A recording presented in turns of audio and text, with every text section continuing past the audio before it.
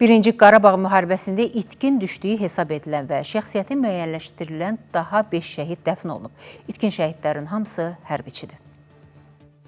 Yusif Məmmədov 1994-cü il fevralın 7-sində Kəlbəcər rayonunun Murovdağ istiqamətində itkin düşüb. Üzərindən 31 il keçdikdən sonra şəhidin nəşinin qalıqları müəyyən edilib. Bugün Sumqayıt Şəhidlər Xiyabanında dəfn olunub.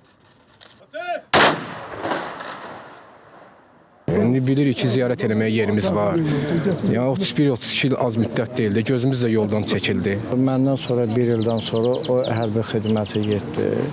O vaxt SSR-nin dövründə Özbəkistanda xidmət eləmişdi. Ondan sonra gəldi, gələn kimi də könüllü çıxdı getdi.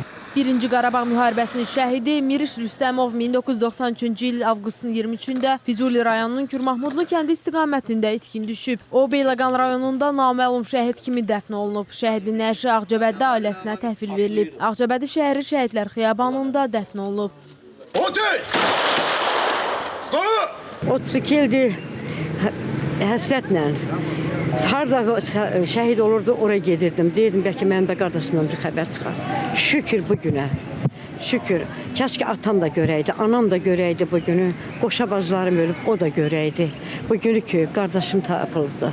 1993-cü il aprelin 5-də Kəlbəcər rayonu Murovdağ istiqamətində itkin düşən Elşan Ərzumanovun meyidinin qalıqları Quba rayonuna gətirilib. Şəhidin nəşi ailəsinə təhvil verilib. O, Quba şəhəri Şəhidlər Xiyabanında dəfn olunub. Ateş!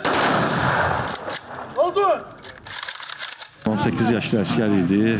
Hardasa 9 aydan sonra Laçın Kəlbəcər uğrunda gedən döyüşlərdə 1-ci Qarabağ müharibəsində. Onda itkin düşüb.